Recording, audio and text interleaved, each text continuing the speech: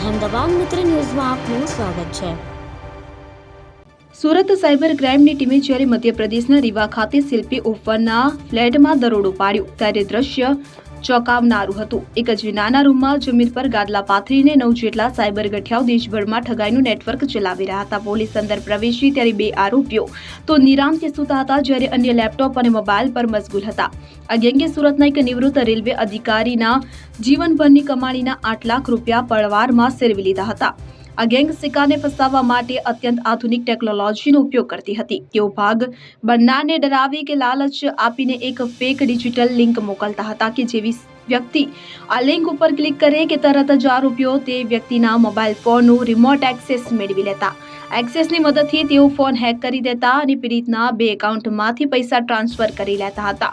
OTP પણ તેઓ જાતે જ રીડ કરી લેવાની ક્ષમતા ધરાવતા હતા। તપાસમાં જાણવા મળ્યું છે કે આ આરોપીઓ માત્ર બેંક ફ્રોડ જ નહોતા કરતા, પરંતુ betbook247.com નામની ગેમિંગ વેબસાઇટના માધ્યમથી મોટું રેકેટ ચલાવતા હતા। તેઓ સાયબર ફ્રોડ દ્વારા મેળવેલા નાણાંનો ઉપયોગ ગેમિંગ પ્લેટફોર્મ પર લોકોની જીતેલી રકમ ચૂકવવા માટે અથવા નવા લોકોને આઈડી પૂરા પાડવા માટે કરતા હતા। લૂંટના નાણાં વાઇટ કરવા માટે તેઓ ગેમિંગ વેબસાઇટને એક મજબૂત કવર તરીકે વાપરતા હતા।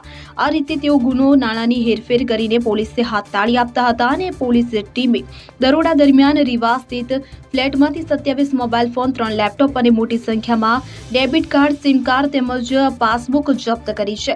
આ ટોળકી છેલ્લા 5 મહિનાથી માસિક 15,000 રૂપિયાના ભાડાના ફ્લેટમાં રહીને આ રેકેટ ચલાવતી હતી। મુખ્ય આરોપી પ્રિયાંશુને મિર્ઝાપુરથી, એક બાકીની 8 શખ્સોને રીવાથી ઝડપી પાડવામાં આવ્યા છે। હાલ કોર્ટે આરોપીઓના 5 દિવસના રિમાન્ડ મંજૂર કર્યા છે અને વધુ તપાસ ચાલુ છે। ગયા વર્ષમાં 30 નવેમ્બરના રોજ એક રેલવેના કર્મચારી નિવૃત્ત થયા હતા અને નિવૃત્ત થયા બાદ એમને પ્રોવિડન્ટ ફંડનું 28 લાખ જેટલા પૈસા એમને અકાઉન્ટમાં આવ્યા। એમાંથી 20 લાખ રૂપિયાની એફડી કરાવ્યા પછી 8 લાખ રૂપિયા એમને પોતાના ખર્ચ માટે સેવિંગ બેંક એકાઉન્ટમાં સાઈડમાં રાખેલા હતા અને ત્યારે એમને એક કોલ આવ્યું અને સામેથી એમ કહેવામાં આવ્યું કે અમે લોકો એ રિજનલ રેલવે મેનેજરની ઓફિસથી બોલી રહ્યા છીએ અને તમને એક ઓટીપી આવશે અને તે ઓટીપી તમને આપશો તો પછી તમારું પેન્શન એક્ટિવેટ થઈ જશે।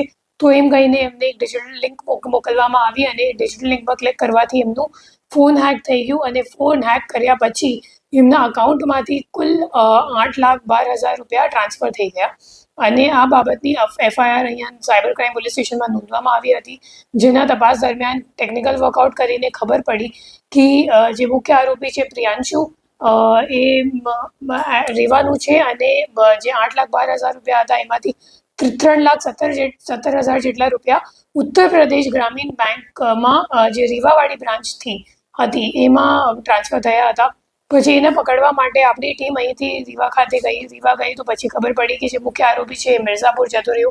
પછી આ ઓપરેશન લાંબુ ખેંચાઈ ગયું અને અઠવાડિયા સુધી આ ઓપરેશન ચાલ્યું, જેમાં મુખ્ય આરોપીને મિર્ઝાપુરથી ઝડપી પાડીને પૂછપરછ કરવામાં આવી અને પૂછપરછ દરમિયાન આ મામલો સામે આવ્યો કે રીવામાં એક ભાડાના મકાનથી એક આખી સાયબર ક્રાઇમની મોટી રેકેટ ચાલી રહી છે।